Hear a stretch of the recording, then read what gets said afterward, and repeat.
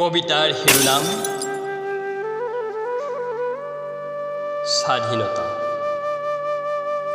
কবি কামালউদ্দিন আহমেদ।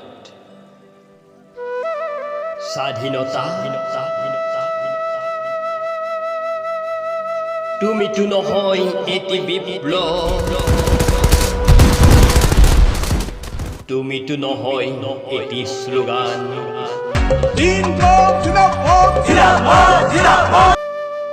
তুমিতো নহয় এটি বোমা,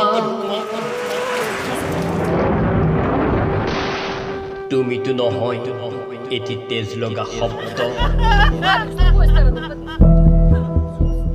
তেনে থাকা তুমি ক'ত? বন্দুকৰ নলীত